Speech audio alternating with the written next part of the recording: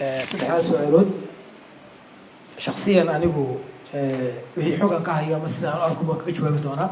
waxaa laga yaabaa qof kale si ka duwan inuu uga jawaabo ama dhinac ka duwan inuu ka eego. su-aasha koowaad waxay ahayd sidee qofku isu qiimeyn karaa ama meesha uu joogo u ogaan karaa. waxaan qabaa anigu qof markuu doonayo inuu isqiimeeyo gaar ahaana uu doonayo dhinaca aqoonta inuu dhowr meelood ka eego. qodobka koowaad qofku waa inuu horta eego mustawaha aqooneed ee uu joogo. tusaale ahaan dadku way kala duwan yihiin. qof baa secondary ugu joogta, qof baa dugsi hoose ugu joogta, qof baa jaamacadda meeyey, qof baan system kaloo iskuulina aan soo marin, qof baa masaajid iyo madarasad wax ka soo bartay oo dhinaca kale ka soo wareegay. intaasna mid kastaana wuxuu leeyahay positive iyo negative.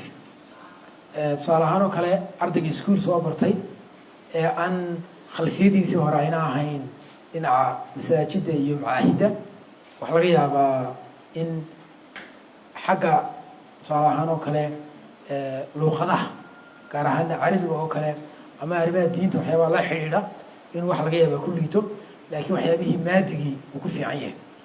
qofka kale ee dhinacan soo maray tusaale ahaan macaahidda iyo madarasadaha iyo masaajidda wax ka soo bartay laakiin dhinacii kale ee aan schooling systemkii soo marin, waxaa laga yaabaa isaguna xaggan inuu wax badan ay ka dhiman yihiin.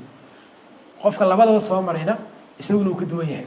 marka qodobka koowaad qofku inuu eego meesha isagu uu taagan yahay ama sida uu isagu uu yahay ayaa horta muhiima. qofkana markaa isaga garanaya. qof markuu intaa eego wuxuu isweydiinayaa waxa uu doonayo. imika inagu waxaynu ka warramanaa waxaan leenahay un tusaale ahaan aqoontan guud ee dunida laga wada socda ee dadku ay isku fahmaan.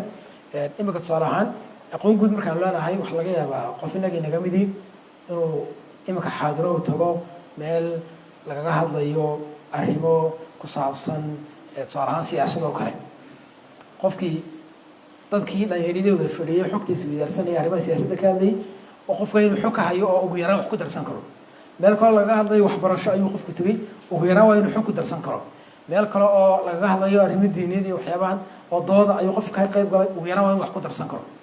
macnaha ahaan halkaa markaan leenahay qofku waa inuu xog ku darsan karo ma lihin waa inuu sheekhul kulli noqdo. laakiin qofku isagoo takhasus gaara leh oo wax gaara yaqaano oo wax gaara loogu soo hagaago haddana qofkuu noqon karaa qof xog ka haya arrinta laga hadlayo.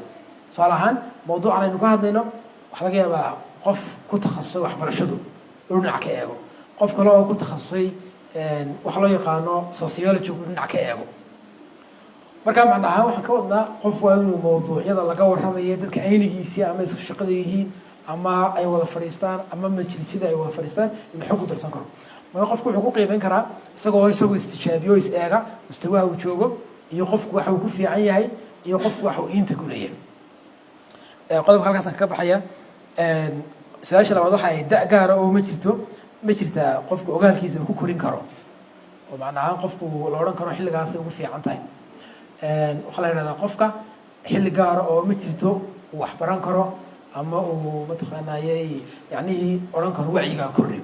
xilli kastoo qofku joogo iyo da' kastoo yahay waa muhiim wacyigiisa inuu kordhiyo. markaan dhalinyarada nahay waxaa laga yaaba in la yidhahdo waqti baynu haysanaa oo aynu yar nahay oo berri ka maalin hawlo ay sii badin doonaan moogtahay oo qofka hawlo badan oo una haleelin buu hadhow qaban doonaa. laakiin xilli kasta waa muhiim, da' gaarina markaa ma jirto. su-aasha saddexaad waxay ahayd 3 meelood oo qofku uu aqoontiisa ku dhisi karo.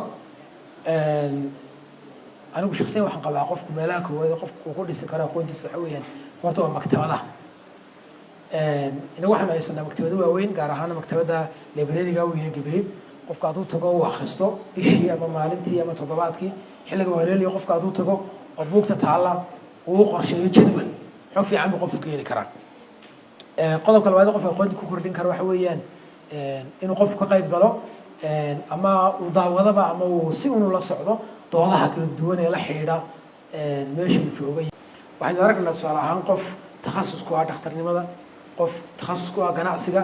dadka waxa aad xiisaysay adigu doonayso dadka bartay inaad la sheekaysato waxay kugu dhalinaysaa inaad xog guud ama general knowledge wax loo yaqaano aada hesho